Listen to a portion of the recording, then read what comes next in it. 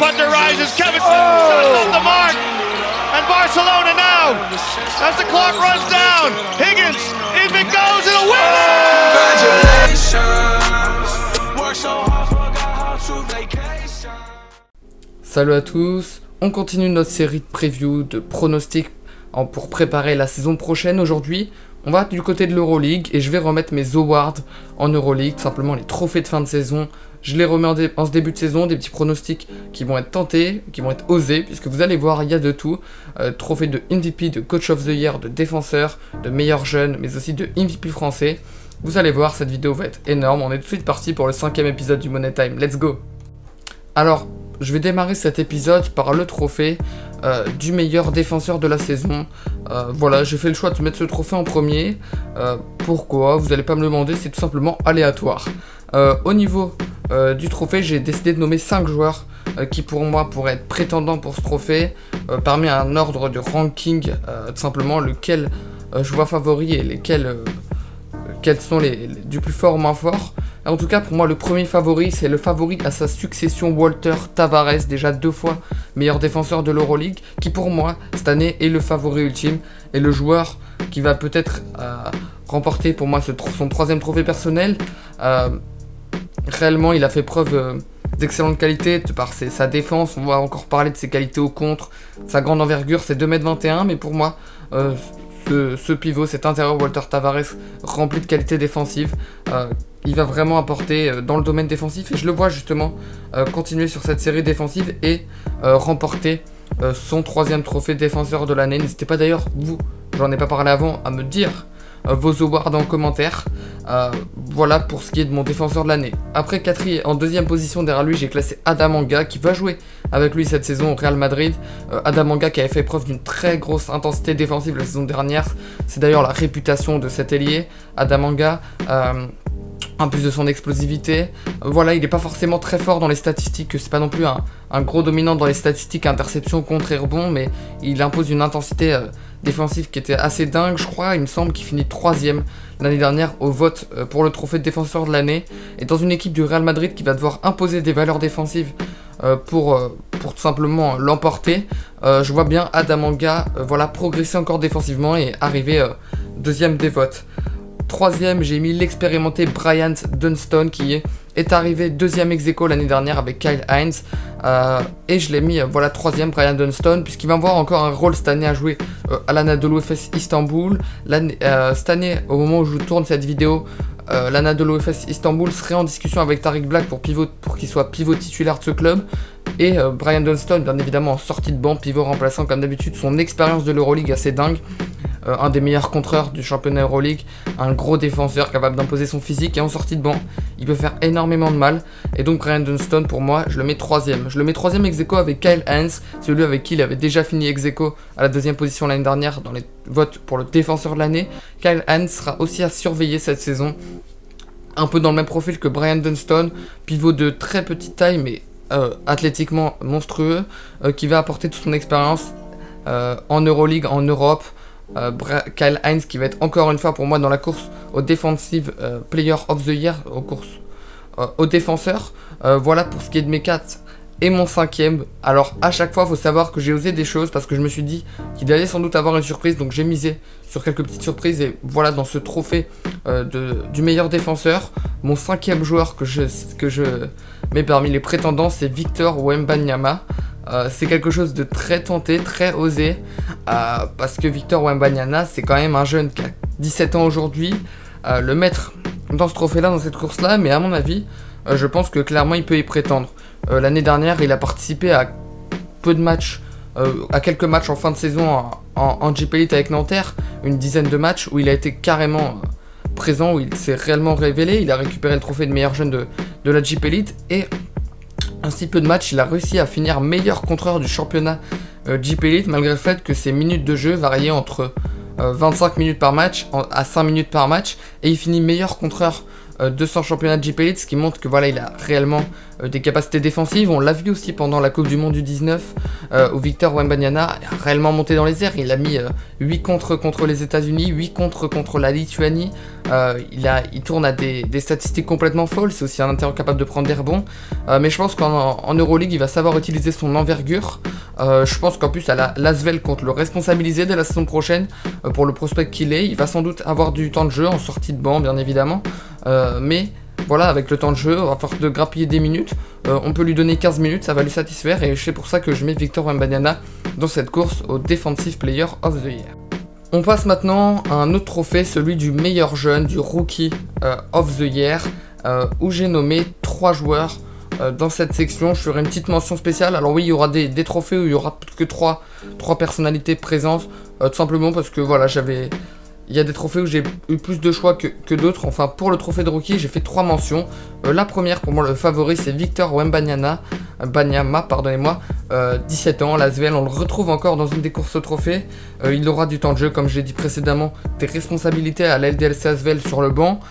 Et pour moi, c'est un des jeunes, tout simplement, qui aura le plus de jeu et le plus de responsabilités et qui a sans doute le plus de qualité pour statistiquement apporter sur un terrain, mais aussi pour se montrer, pour se révéler et pour être bon. Du côté de l'Asvel, voilà, dans un club français aujourd'hui où c'est sans doute le prospect numéro 1 en Europe, Victor Wembanyama, il va être très attendu à l'Asvel en tout cas. Et pour moi, ce qui fait mon Rookie of the Year de cette saison, c'est Victor Wembanyama. Ne pas oublier non plus sur le banc Rokas Rokubaitis qui va jouer cette saison avec le FC Barcelone, qui sera donc encore une fois meilleur dans les candidats pour devenir meilleur jeune de cette Euroleague, un peu à la façon de Leandro Bolmaro la saison dernière. Par contre, son temps de jeu et ses responsabilités risquent d'être en baisse par rapport à ce qu'il avait à Zalgiris la saison dernière. C'est pour ça que ça me le fait rétrograder, sinon je pense que je l'aurais mis devant Victor.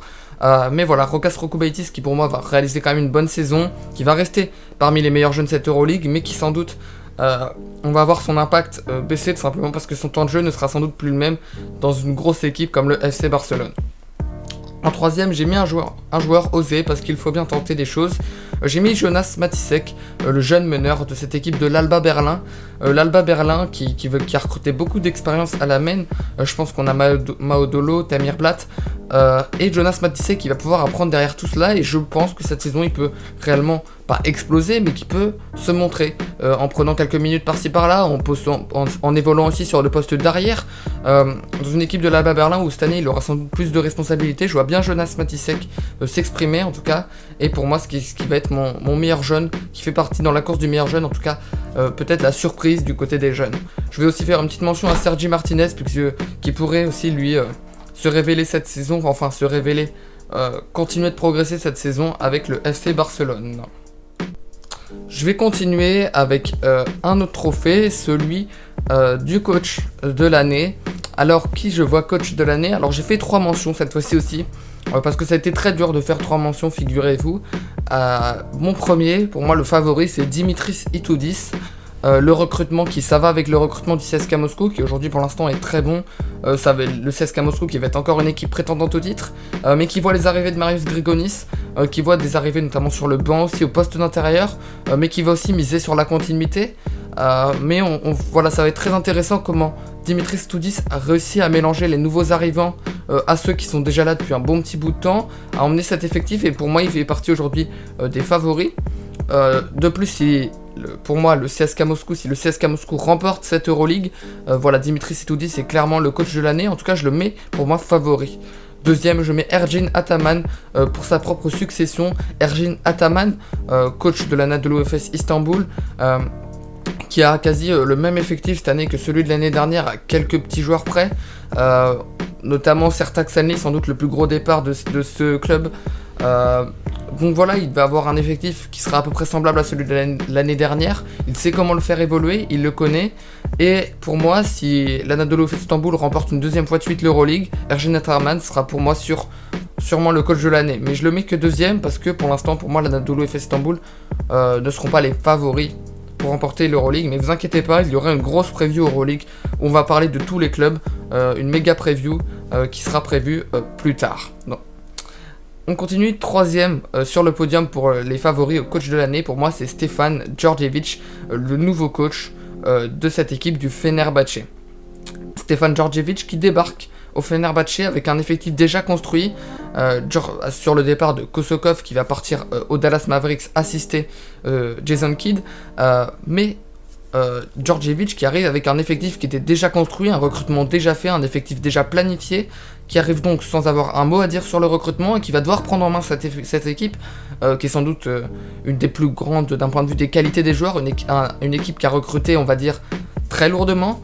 Et moi je vois, avec les qualités européennes, la connaissance de Stefan Djordjevic, sa dureté qu'on a vu notamment en équipe serbe ou même dans d'autres équipes comme la Virtus Bologne. On vous rappelle quand même qu'il a gagné le championnat italien contre l'Olympia Milan face à la Virtus Bologne. Je vois bien Stefan Djordjevic finir meilleur coach de l'Euroleague. En tout cas, s'il arrive à faire quelque chose, s'il arrive à réunir toutes les qualités, à faire jouer ensemble tous ces nouveaux joueurs dans cette équipe du Fenerbahçe, je vois Stefan Djordjevic remporter le titre de coach de l'année. Petite mention à Sarunas Jasikevicius qui aurait pu aussi appartenir à ce top 3, Sarunas, mais je pense honnêtement que voilà, l'équipe du FC Barcelone est presque semblable, on va dire, même s'il y a eu d'autres arrivées comme Nicolas Laprovitola, Sertac Sanli. Je pense que voilà, je le mettrai 4ème, en tout cas Sarunas Jasikevicius, pour ceux qui vont venir m'écraser en commentaire, ouais, t'as oublié Sarunas Jasikevicius. Sinon voilà, au niveau de ce trophée de Coach of the Year, je tiens à préciser que pour celui-là c'est un petit peu spécial parce que pour moi cette preview elle est compliquée parce qu'elle dépend aussi du fait de où je vois les équipes classées en cette fin de saison, puisque souvent le meilleur coach de la saison est élu pour son bilan et pour sa capacité à gagner. Et si par exemple une équipe comme le CSKA Moscou échoue lamentablement, finit 4ème pour certains et pour moi finit 1er, voilà, ça va dépendre vraiment aussi de où on voit les clubs. En tout cas voilà pour ce trophée de coach de l'année. On est sur une chaîne YouTube française ici sur YouTube et c'est pour ça que j'ai nommé un trophée qui sera pas remis par l'Euroleague mais que j'aimerais remettre moi personnellement, c'est le trophée de MVP français, le meilleur joueur en Euroleague français, notre trophée un peu spécialement à nous, on va dire ça comme ça. J'ai mis 3 mentions, le premier c'est Nando De Colo, bien évidemment l'expérience, c'est un trophée un petit peu peut-être sûr pour Nando De Colo, qui domine d'un point de vue français l'Euroleague depuis des années et des années, dans la All Euroleague Second Team la saison passée, il a su. C'est sans doute le meilleur joueur du Fenerbahçe. Cette saison encore, il va devoir se montrer statistiquement. Il montre malgré l'âge qu'il garde encore toute cette expérience, qu'il sait comment jouer, qu'il a des capacités aussi physiques, mais surtout très techniques. Et Nando De Colo, pour moi, ça fera sans aucun doute le meilleur français et le MVP français de la saison prochaine d'Euroleague. Je vois bien aussi la rivalité de Mustapha Fall, qui va montrer de belles choses à l'Olympiakos, là où il aura énormément de responsabilités, avec un meneur comme Kostas Loukas capable de le servir. Ça va être très intéressant. On a vu Kostas Loukas avec Jan Vesely notamment au Fenerbahçe, avec Mustapha Fall comme tour de contrôle, ça peut être très intéressant, même s'il n'a pas forcément des ballons et qu'il ne tournera pas forcément à 15 points de moyenne par match, il va être aussi capable d'être utilisé comme tour de contrôle et notamment pour libérer des passes décisives dans le corner à Sacha Vezenkov ou même à d'autres joueurs. Avec un Shakili Misic qui est capable d'agresser le cercle et d'attirer la défense. Mustapha Fall, il va parfaitement bien fitter avec une équipe comme l'Olympiakos, en tout cas je pense personnellement, et je le vois honnêtement, ses statistiques encore évoluent cette saison, c'est pour ça qu'il sera surveillé Mustapha Fall, et il pourrait être pas loin de titiller dans d'autres colos. 3ème français, je mets Thomas Hurtel pour la saison qu'il pourrait réaliser au Real Madrid. Il va arriver avec des responsabilités, même s'il y a Nigel Williams-Goss. Thomas Hurtel a plus d'expérience européenne et Goss peut jouer sur le poste de. Après, certes, dans une équipe du Real Madrid où il y a beaucoup de rotation, on va penser à la main, il y a Sergio Llull, il y a Carlos Alocen, mais voilà, les deux c'est un petit peu le milieu. Il y en a un qui est plus âgé comme Sergio Llull et qui n'a pas forcément tenu toute la saison cette année. Carlos Alocen, un peu. Voilà, un petit peu le jeune quoi. Mais Thomas Hurtel qui aura des responsabilités dans cet effectif du Real Madrid et je le vois se révéler, se montrer, en tout cas pas se révéler puisqu'il s'est déjà révélé au niveau européen, mais je le vois en tout cas montrer toute son expérience, toutes ses qualités qu'on a vu si bien dans ces JO ou même qu'on a vu en fin de saison avec l'Asvel. Et Thomas Hurtel, pour moi il va falloir prendre en compte aussi dans ce trophée de MVP français. Petite mention à Geoffrey Lauvergne que j'ai voulu mettre, mais en y repensant, l'irrégularité de Geoffrey Lauvergne me fait douter un petit peu pour ce trophée. Je vois plus un joueur comme Thomas Hurtel qui est plus régulier, qui pourrait être plus favori. Voilà la petite mention à Geoffrey Lauvergne du côté de Zalgiris Kaunas. le trophée que tout le monde attend, le trophée de MVP, le grand, l'énorme, le trophée sans doute le plus symbolique individuellement parlant, celui de MVP. J'ai nommé 5 joueurs et avant de me faire insulter dans les commentaires, laissez-moi argumenter. Parce qu'il y a 5 noms, dont 3 noms qui peuvent vous paraître un petit peu suspects, étranges, pourquoi tu nous mets ça, etc. Le premier nom, je mets Nikola Mirotic. L'année dernière, il l'a pas raflé, il a fini 2ème au trophée de MVP en Euroleague. Je pense qu'il sera encore leader du FC Barcelone, qui sera encore une des meilleures équipes de saison régulière, et que Nikola Mirotic, il fait partie des favoris clairement pour ce trophée de MVP. Et pour moi, c'est le favori numéro 1. Attention, il peut être détrôné. L'année dernière aussi, pour moi, c'était le favori numéro 1. Il a été détrôné par Vasilije Micic. Mais voilà, Nikola Mirotic va rester pour moi au sommet en tout cas d'un point de vue du ranking et de tout ce qu'il a montré cette saison. Il va être revancheur aussi parce que certains accusent un vol de trophée par rapport à Vasilije Micic. Mais voilà, je vois Nikola Mirotic en tout cas favori pour ce trophée de MVP. Vasilije Micic, je le classe en 2ème position, à sa propre succession. J'étais obligé de le mettre, il a fait une saison incroyable à l'Anadolu Efes Istanbul. Et cette saison, ils ont à peu près le même effectif. Le club turc, en tout cas, a le même effectif, à peut-être une ou deux exceptions près, comme je l'ai déjà précisé précédemment. Mais Vasilije Micic, même s'il rétrograde une place, pour moi, c'est parce qu'il aura pu, sans doute, ce rôle poste 1-5 qu'il connaissait tant bien avec Sertac Sanli, même s'il y a un autre intérieur qui, pour l'instant, Tariq Black, qui serait potentiellement Tariq Black, qui pourra arriver. Je trouve que Vasilije Micic va avoir peut-être un peu plus de mal à s'adapter avec les pivots avec qui il tenait tant de passes décisives, mais je le vois toujours aussi brillant, toujours offensif, on va dire, à créer le jeu, playmaker, donner des ballons à Shane Larkin pour qu'il shoot, à Rodrigue Boboa, avoir des rôles des pick and roll avec les intérieurs, à guider le jeu, et je le vois vraiment encore une fois exceller cette saison. En plus, il a prolongé pour 3 ans, ça montre les ambitions qu'il a en Europe. Il n'a pas choisi la NBA, préfère rester sur le droit chemin européen, une bonne chose pour nous, et je le vois 2ème de ce classement. 3ème, j'ai mis Mario Hezonja, prononcez comme vous voulez, de l'Unix Kazan, qui a quitté le Panathinaikos pour partir à l'Unix Kazan. Alors pourquoi je le mets dans le MVP? Je pense pas qu'il sera MVP honnêtement de cette saison, mais je le mets top 3 parce que je pense que statistiquement Mario Hezonja, il va exploser cette saison à l'Unix Kazan. Il arrive dans un club de l'Unix Kazan qui est promu, qui est tout juste promu, qui essaye de construire un petit peu un club assez intéressant en recrutant Lorenzo Brown, Andrei Vorontsevich, Will Thomas, Vyacheslav Zaitsev, en prolongeant Isaiah Kanan, Andrei Komenko, etc., en signant Tony Jekiri. Mais tout ce que je vous ai dit, c'est plus des role players. Et il leur fallait réellement un vrai joueur sur ce basé, un leader statistique. Et c'est Mario Hezonja, pour moi, le parfait, qui pourrait parfaitement bien prendre ce rôle. Et en tout cas, je le mets Mario Hezonja comme favori. C'est un joueur quand même qui a une expérience assez dingue, qui a joué au FC Barcelone, qui a surtout connu des saisons NBA pleines, notamment. Et honnêtement, ce qu'il a montré en cette fin de saison avec le Panathinaikos sur certains matchs, c'est très intéressant. Et dans une équipe de l'Unix Kazan, il aura beaucoup de ballons, ça va beaucoup tourner sur lui, notamment pour l'attaque, parce que Tony Jekiri est plus un joueur, plus un pivot physique. Lorenzo Brown, même s'il a besoin de munitions, il a besoin d'un joueur capable de créer comme Mario Hezonja. Et si il arrive à augmenter, à avoir une bonne moyenne de points, une bonne moyenne de rebonds, pour moi, il va être dans la course au MVP. 4ème joueur que j'ai classé, Wade Baldwin, qui a signé à Baskonia cet été. Alors là aussi, c'est un pari osé.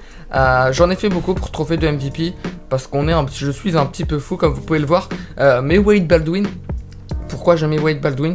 Parce que il va arriver dans une équipe de Baskonia où il n'y aura plus Henri Peria, il n'y aura plus Tony Jekiri, il n'y aura plus Achille Polonara. Il y a une sorte de page qui se tourne pour moi à Baskonia par rapport à ces 2 dernières saisons. Et il va réellement avoir les rôles qu'il attendait, il va avoir les responsabilités, les clés de cette équipe de Baskonia. J'ai précisé aussi, il y aura le départ de Luca Vildoza à la main, ce qui fait que il se retrouve avec un Jason Granger en meneur, mais Wade Baldwin, je pense honnêtement qu'il est capable de prendre les clés. On l'a vu cette année avec le Bayern, il a fait une excellente saison en Europe. Il avait beaucoup de propositions NBA cet été, il a tout refusé pour rester en Euroleague, là où il se plaît tellement. Et honnêtement, s'il continue à briller en Euroleague comme ça, je le vois parmi les favoris au trophée de MVP. Il va avoir de quoi scorer, il va avoir des munitions pour aller finir près du cercle, même si c'est pas une grande menace extérieure. Il a une vitesse et une agressivité complètement folle, on va dire. Il a une taille, il a des qualités athlétiques, et il a aussi une très bonne qualité de passe. Et s'il fait un petit peu ce qu'il a fait au Bayern la saison passée, et s'il arrive à trouver surtout un joueur avec qui il peut bien fitter comme Jalen Reynolds ou comme Vladimir Lucic, à Baskonia, je le vois clairement parmi les favoris au trophée de MVP. Dernier joueur que je classe parmi les favoris au trophée de MVP, c'est Jordan Lloyd. C'est encore une fois osé, mais Jordan Lloyd qui vient de signer au Zénith Saint-Pétersbourg, qui a fait une très bonne première partie de saison avec l'Étoile Rouge de Belgrade, qui tournait meilleur score de l'Euroleague. Enfin, il faisait des stats complètement dingues.